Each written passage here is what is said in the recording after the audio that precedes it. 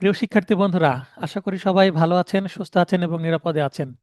আমি এই ভিডিওতে আলোচনা করতে চলেছি আসন্ন বাংলাদেশ বার কাউন্সিল অ্যাডভোকেট তালিকাভুক্তির এমসিকিউ পরীক্ষার জন্য টপ 100 এমসিকিউ। দুইটি সাবজেক্টের উপর ভিত্তি করে এই ভিডিওটি তৈরি করা হয়েছে। প্রথম সাবজেক্টে 1 থেকে 50 পর্যন্ত এমসিকিউ থাকবে, Bangladesh bar council order, rules and canons, এবং 51 থেকে 100 পর্যন্ত পরবর্তী 50টি প্রশ্ন থাকছে তামাদ আইন অর্থাৎ দ্য লিমিটেশন অ্যাক্ট। তো ভিডিওটি দেখুন, যদি উপকৃত হন তাহলে অবশ্যই একটি লাইক দিবেন এবং নতুন হলে আমার চ্যানেলে অবশ্যই চ্যানেলটি সাবস্ক্রাইব করুন। পাশে থাকা বেল আইকনটি ট্যাপ করে দিন। সম্ভব হলে ভিডিওটি আপনি আপনার ফেসবুকে শেয়ার করে দিতে পারেন। তো ভিডিওটি শুরু করা যাক। আমি আলোচনা করছি আইন আদালত bar MCQ final touch note হতে। Model test 4, top 100 MCQs on BBC for bar MCQ test 2026। Bangladesh bar council প্রতিষ্ঠাকারী আইন একটি। প্রেসিডেন্টস অর্ডার, রাষ্ট্রপতি কত নং আদেশ দ্বারা বাংলাদেশ বার কাউন্সিল প্রতিষ্ঠিত হয়? 46 নং। অ্যাডভোকেটের সংজ্ঞা বর্ণিত আছে। উত্তর গ, Bangladesh legal practitioners and bar council order 1972 এর 2 ক্লজ অর দফা এ অনুচ্ছেদে। তাহলে এখানে অনুচ্ছেদ 2 এর দফা এতে এটা বলা আছে অ্যাডভোকেটের সংজ্ঞা বা ডেফিনেশন। লোকাল বার অ্যাসোসিয়েশন বলতে বোঝায় জেলা bar association. Bangladesh bar council একটি সংবিধিবদ্ধ সংস্থা। বার কাউন্সিলের নির্বাচিত সদস্যগণের কার্যকাল সমাপ্ত হয় 3 বছরে। বাংলাদেশ বার কাউন্সিল গঠনের জন্য গ্রুপ ভিত্তিতে নির্বাচনযোগ্য সদস্য সংখ্যা কত? 7 জন। বাংলাদেশ বার কাউন্সিলের কতজন সদস্য নির্বাচিত বা ইলেক্টেড মেম্বার্স? 14 জন। কোনো অ্যাডভোকেট বার কাউন্সিলের সদস্য পদে থাকবে না উপর্যুপরি 2 বারের বেশি। বাংলাদেশ বার কাউন্সিলের সচিব নিযুক্ত হন বা সেক্রেটারি নিযুক্ত হন সরকার কর্তৃক। নিম্নের কে বার কাউন্সিলের সচিব হিসেবে নিয়োগ পেতে পারেন? উত্তর হবে জেলা জজ বা অতিরিক্ত জেলা জজ। Bangladesh legal practitioners and bar council order 1972 সর্বশেষ কত সালে সংশোধিত হয়? অ্যামেন্ডমেন্ট হয় লাস্ট কবে, কত সালে? 2021। কততম অনুচ্ছেদে অ্যাড হক কমিটি গঠনের বিধান আছে? অনুচ্ছেদ 8। কোন কাজ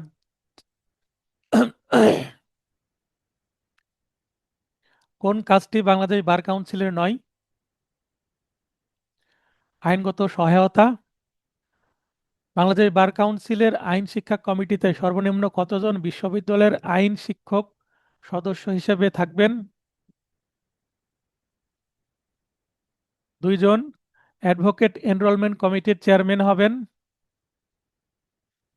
আপিল বিভাগের বিচারপতি, জাস্টিস ফ্রম অ্যাপিলেট ডিভিশন। একজন ব্যক্তির অন্য সকল যোগ্যতা থাকা সত্ত্বেও অ্যাডভোকেট হিসেবে তালিকাভুক্তির জন্য অনূন্য বয়স হতে হবে 21 বছর। সরকারি চাকরি হতে নৈতিক স্খলনের দায়ে বরখাস্তকৃত একজন ব্যক্তি অ্যাডভোকেট হওয়ার জন্য অযোগ্য হবে যদি না সে অতিবাহিত করে 2 বছর। অ্যাডভোকেট হওয়ার সব যোগ্যতা থাকার পরেও একজন ব্যক্তি অ্যাডভোকেট হতে পারবে না যদি সে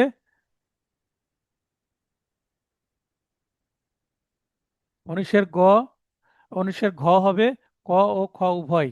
কতে বলা হচ্ছে নৈতিক অবক্ষয়ের কারণে কোনো অপরাধে দণ্ডিত হলে, খতে বলা হচ্ছে সরকারি চাকরি হতে নৈতিক অবক্ষয়ের কারণে অপসারিত হলে বা ডিসমিস হলে 2 বছর এবং দণ্ডিত হলে 5 বছর তাকে সাসপেন্ড হয়ে থাকতে হয়। The Bangladesh legal practitioners and bar council order 1972 এর কোন অনুচ্ছেদটি লিঙ্গ বৈষম্য বিরোধী? অনুচ্ছেদ 28। বার কাউন্সিল কর্তৃক প্রাপ্ত অ্যাডভোকেট হওয়ার সকল আবেদনপত্র এর যে কমিটিতে উপস্থাপন করতে হয় তা হলো এনরোলমেন্ট কমিটি। যদি বার কাউন্সিল ট্রাইব্যুনাল মনে করে অ্যাডভোকেটের বিরুদ্ধে আনীত অভিযোগ মিথ্যা, সেক্ষেত্রে অভিযোগকারীকে সর্বোচ্চ কত টাকা জরিমানা করতে পারে? 500 টাকা। বার কাউন্সিল ট্রাইব্যুনাল তার রায় রিভিউ করতে পারে নিজের ইচ্ছায় এবং সংক্ষুব্ধ ব্যক্তির আবেদন ক্রমে। বার কাউন্সিল ট্রাইব্যুনাল কোনো অ্যাডভোকেটকে অসদাচরণের জন্য নিবন্ধন বাতিলের ক্ষেত্রে আদেশ দিলে অ্যাডভোকেট কী পদক্ষেপ নিতে পারবেন? আপিল এবং রিভিউ উভয় করতে পারে। 24-এর উত্তর গ। 25, বার কাউন্সিল কর্তৃক গঠিত ট্রাইব্যুনালের কোন এখতিয়ার নেই? এখতিয়ার সম্পন্ন দেওয়ানি আদালতের মাধ্যমে বিরোধীয় বিষয়বস্তু জব্দ করা। অ্যাডভোকেট একজন অ্যাডভোকেটকে আইন পেশা থেকে বহিষ্কারের সিদ্ধান্তের বিরুদ্ধে আপিল করা যায় কার নিকট? হাইকোর্ট বিভাগে। বাংলাদেশ বার কাউন্সিল কর্তৃক বিধি প্রণয়নের ক্ষেত্রে পূর্ব অনুমোদন লাগবে কার? সরকারের। অ্যাডভোকেট ব্যতীত অন্য কোনো ব্যক্তি যদি আইন ব্যবসা করেন তাহলে তাকে কারাদণ্ডে দণ্ডিত করা যেতে পারে 6 মাস পর্যন্ত। চেয়ারম্যান কর্তৃক বার কাউন্সিলে নির্বাচনী তফসিল প্রকাশ করতে হবে আসন্ন নির্বাচনের কমপক্ষে 45 দিন পূর্বে। বার কাউন্সিলের নির্বাচনের জন্য কমপক্ষে কতদিন পূর্বে নির্বাচন সূচি প্রকাশে বাধ্যবাধকতা রয়েছে? নির্বাচন সূচি এবং তফসিল একই, তাই এটা উত্তর 45 দিন। একই প্রশ্ন একটু ঘুরিয়ে করেছি বোঝানোর জন্য। বার কাউন্সিলের মেয়াদ শুরুর তারিখ থেকে হিসাব করে প্রথম সভা অনুষ্ঠিত হবে 1 মাসের মধ্যে। ন্যূনতম কত বছরের অভিজ্ঞতা থাকলে একজন অ্যাডভোকেট কোনো সনদ প্রার্থীকে নবিশ বা পিউপিল হিসাবে গ্রহণ করতে পারেন? 10 বছর। অ্যাডভোকেট সনদের জন্য আবেদনকারীর পিপুলেজ ডায়েরিতে ন্যূনতম কয়টি দেওয়ানি মামলার নোট থাকতে হবে? দেওয়ানি মামলা শুধু 5টি। যদি কোনো প্রার্থী তালিকাভুক্তির দরখাস্তে ইচ্ছাকৃতভাবে মিথ্যা তথ্য প্রদান করে তিনি তালিকাভুক্তির অযোগ্য হবেন 5 বছরের জন্য। কোনো অ্যাডভোকেট বার কাউন্সিলের অনুমতি ব্যতীত শিক্ষানবিশ নিতে পারবেন না, 4 জনের বেশি নয়। একজন অ্যাডভোকেটকে হাইকোর্ট বিভাগে আইন ব্যবসা করার অনুমতি প্রাপ্তির জন্য অধস্তন আদালতে অনন্য কত বছর আইন ব্যবসা করতে হবে? 2 বছর। একজন বার কাউন্সিল সদস্যের পদ শূন্য হয় না ফৌজদারি মামলায় কারাদণ্ডপ্রাপ্ত হলে এবং বাকি 3টি অপশনের ক্ষেত্রে পদ শূন্য হয়, যেমন পদত্যাগ করলে, আইনজীবী তালিকা থেকে অপসারিত হলে, চেয়ারম্যানের অনুমতি ব্যতীত পরপর 3টি মিটিংয়ে অনুপস্থিত থাকলে পদ শূন্য হয়ে যায়। কিন্তু প্রশ্নে চাওয়া হয়েছে শূন্য হয় না। কোনো মামলায় যে কোনো পক্ষে একের অধিক অ্যাডভোকেট নিযুক্ত থাকলে মামলা পরিচালনার অধিকার থাকবে কার? নিযুক্ত অ্যাডভোকেটদের মধ্যে যিনি সিনিয়র। নিম্নের কোন আচরণ একজন আইনজীবীর পেশাগত সদাচরণের লঙ্ঘন মানে অসদাচরণ হবে? 39-এর ঘ সবগুলো, যেমন প্রসারের উদ্দেশ্যে বেতনভুক্ত সহকারী রাখা অর্থাৎ ব্রোকার রাখা, দালাল রাখা, প্রসারের উদ্দেশ্যে পত্রিকায় বিজ্ঞাপন দেওয়া যাবে না, নিজের পরিচালনাধীন মামলা সংশ্লিষ্ট বিচারিক নিলামে ক্রেতা হওয়া, এটাও করা যায় না। তাহলে সবগুলোই সঠিক। এই 3টি কি সদাচরণের লঙ্ঘন? Clients not advocates are the litigants, এটি কার প্রতি একজন আইনজীবীর আচরণের সাথে সম্পর্কিত?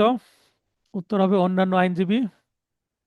একজন অ্যাডভোকেটের মামলা পরিচালনার দায়িত্ব অন্য কোনো অ্যাডভোকেটকে অর্পণ করবে যদি তাকে মক্কেলের পক্ষে সাক্ষ্য প্রদান করতে হয়। মামলায় উক্ত অ্যাডভোকেটের নিযুক্তির বিষয়ে একজন আইনজীবী কোনো মামলায় তার মক্কেলের জন্য আনুষ্ঠানিক বিষয় ব্যতীত অন্য কোনো বিষয়ে সাক্ষী হলে তিনি মামলাটির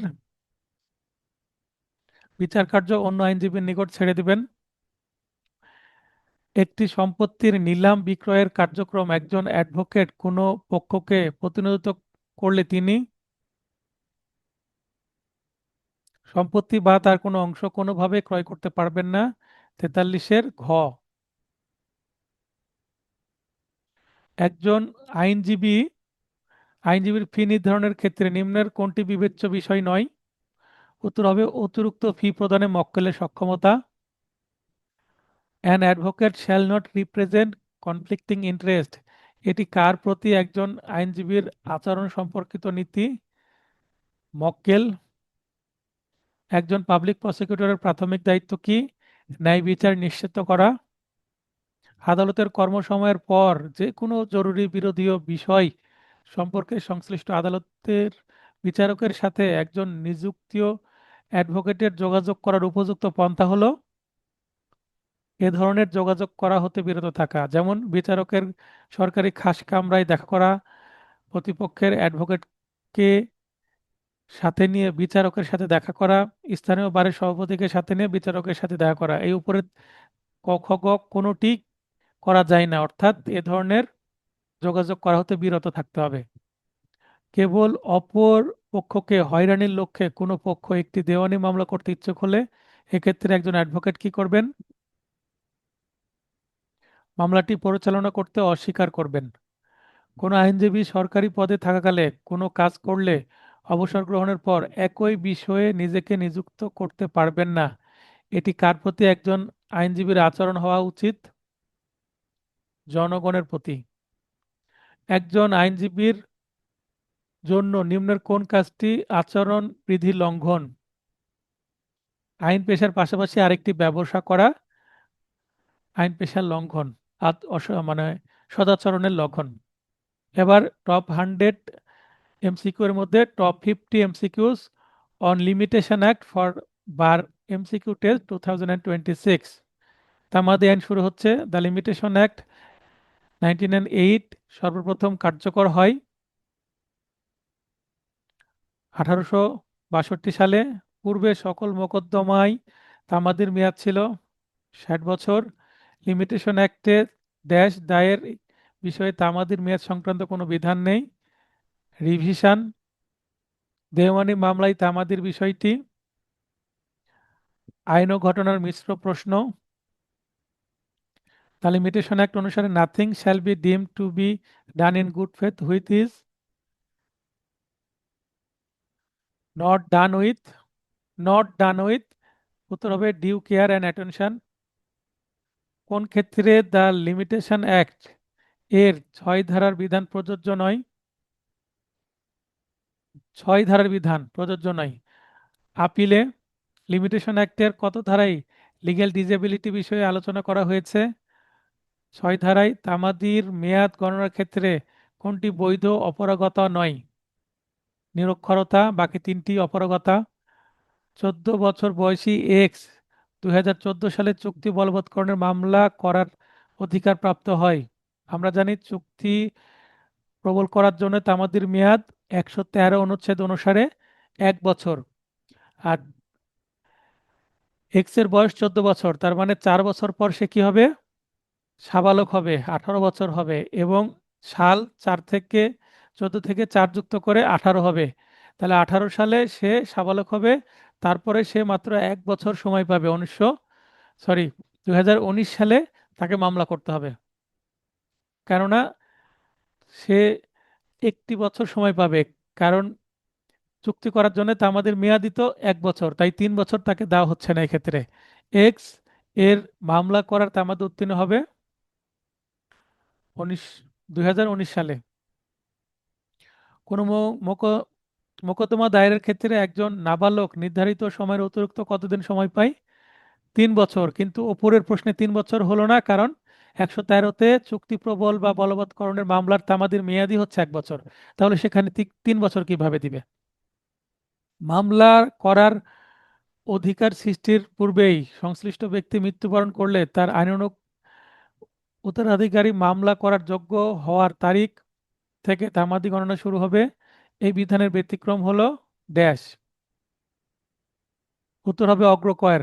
8 ধারাতে আছে অগ্রকয়ের ক্ষেত্রে লিগ্যাল ডিসেবিলিটি বাধা নয়। দ্য লিমিটেশন অ্যাক্ট এর কোন ধারা অনুযায়ী জাবেদা নকল গ্রহণে ব্যয়িত সময় তামাদির মেয়াদ গণনা হতে বাদ যাবে? উত্তর 12 ধারা। Exclusion of time of proceeding bona fide in court without jurisdiction সম্পর্কিত বিধান রয়েছে লিমিটেশন অ্যাক্টের কত ধারায়? 14 ধারায়। লিমিটেশন অ্যাক্টের ধারা 14 প্রযোজ্য হয় শুটের ক্ষেত্রে অর্থাৎ মূল মামলার ক্ষেত্রে। মোকদ্দমা দায়েরের পর আর্জি ফেরত দেওয়া হয়েছে, ইতিমধ্যে মোকদ্দমার মেয়াদ শেষ হয়ে গেলে তখন আপনি কি করবেন? আর্জির সাথে 14 ধারায় বিলম্ব মওকুফের আবেদন করবেন। Exclusion of time during which proceeding to set aside execution sale are pending সম্পর্কিত বিধান রয়েছে লিমিটেশন অ্যাক্টের কোন ধারায়? উত্তর হবে ঘ, 16 ধারায়। Effect of death before right two সু অ্যাকুইস সম্পর্কিত বিধান রয়েছে লিমিটেশন অ্যাক্টের কত ধারায়? 17 ধারায়। লিমিটেশন অ্যাক্টের কোন ধারায় তঞ্চকতা বা প্রতারণা বা ছলনা অর্থাৎ ইফেক্ট অফ ফ্রড এর কথা বলা হয়েছে? খুবই ইম্পর্টেন্ট, 18 ধারায়।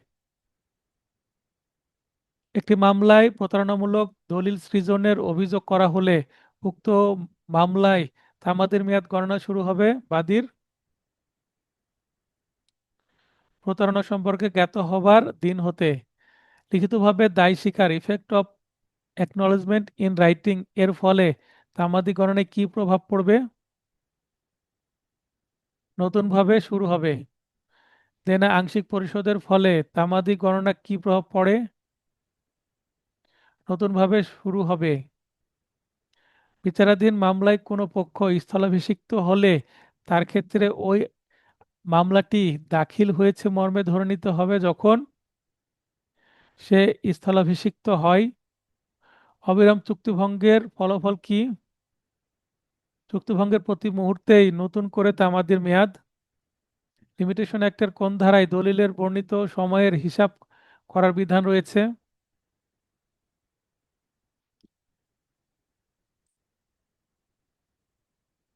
74 গ, 25 ধারায়। তামাদি গণনা কোন বর্ষপঞ্জী অনুযায়ী হয়? গ্রেগরিয়ান বা ইংরেজি। লিমিটেশন অ্যাক্টের কত ধারায় ইজমেন্ট সম্পর্কে বলা হয়েছে? 26 ধারা।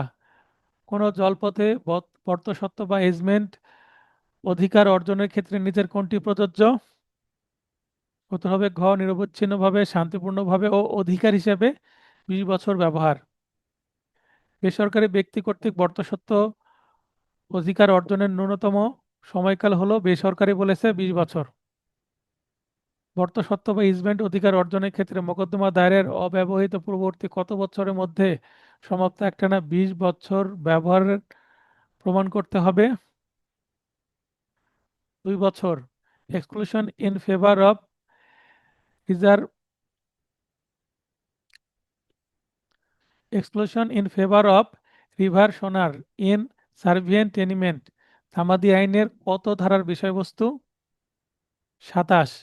লিমিটেশন অ্যাক্টের 28 ধারা অনুযায়ী নির্দিষ্ট তামাদি সময়ের মধ্যে দখল পুনরুদ্ধারের জন্য মামলা না করলে সংশ্লিষ্ট সম্পত্তির অধিকার বাদীর জন্য কি বিলুপ্ত হয়ে যাবে, আর মামলা করতে পারবে না। লিমিটেশন অ্যাক্টের কোনো কিছুই প্রযোজ্য হবে না চুক্তি আইন 1872-এর 25 ধারার ক্ষেত্রে। কোনো ব্যক্তি কোনো কাজ করে বা কোনো কাজ করা হতে বিরত থেকে অপর কোনো ব্যক্তির ক্ষতি সাধন করলে ক্ষতিগ্রস্ত ব্যক্তি কত দিনের মধ্যে ক্ষতিপূরণের মোকদ্দমা দায়ের করতে পারবে? 90 দিন।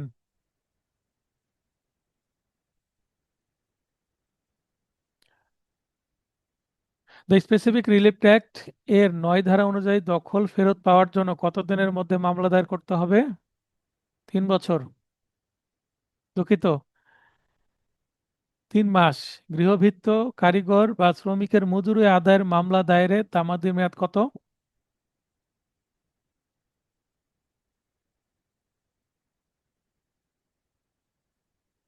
উত্তর ক, 1 বছর। বিদ্বেষমূলক ফৌজদারিতে সোপর্দ ম্যালিসিয়াস প্রসিকিউশন এর কারণে ক্ষতি সাধনের মামলার তামাদি কত? উত্তর ক, 1 বছর। পাওনা অর্থ আদায়ের মোকদ্দমা দাখিলের তামাদি মেয়াদ কত? 3 বছর। কোনো মামলায় অ্যাডভোকেট বা আইনজীবীর খরচা আদায় বাবদ মামলার তামাদির মেয়াদ কত? উত্তর ক 3 বছর। দলিল বাতিল বা বাতিলযোগ্য বিষয়টি অবগত হওয়ার কত বছরের মধ্যে ক্ষতিগ্রস্ত পক্ষকে মামলা দায়ের করতে হবে? উত্তর গ 3 বছর। প্রতারণামূলক ডিক্রি রদ রহিতের জন্য আনীত মামলার তামাদি কত? উত্তর গ 3 বছর। দলিল সংশোধনের মামলা কত বছরের মধ্যে দায়ের করতে হয়? 3 বছর। লিমিটেশন অ্যাক্টের প্রথম তফসিলের 113 ও 114 নং অনুচ্ছেদদ্বয় কত সালে সংযুক্ত করা হয়েছে? 2004 সালে। লিমিটেশন অ্যাক্টের অনুচ্ছেদ 113 অনুযায়ী চুক্তি প্রবলের মামলায় পিরিয়ড অফ লিমিটেশন হলো 1 বছর। লিখিত ও নিবন্ধিত চুক্তিভঙ্গের ফলে ক্ষতিপূরণের মোকদ্দমায় তামাদি কত? ঘ 6 বছর। তামাদি জামানতি বা বন্ধকি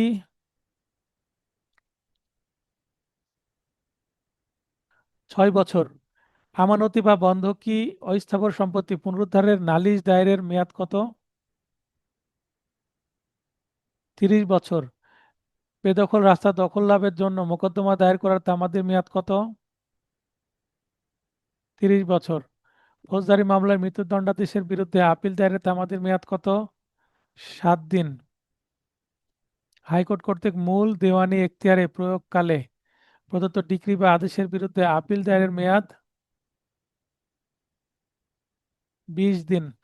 আপিলকারীর প্রতিনিধিকে পক্ষভুক্ত করার জন্য আবেদনের সময়সীমা কত? 90 দিন। দেওয়ানি মামলায় সুপ্রিম কোর্টে আপিল করার অনুমতির দরখাস্ত দায়েরের সময়সীমা কত? 90 দিন। তো এই ছিল আলোচনা। আবারও স্মরণ করে দিচ্ছি, ভিডিওতে লাইক দেন, ভিডিওটি শেয়ার করে দেন, চ্যানেলে নতুন হলে সাবস্ক্রাইব করুন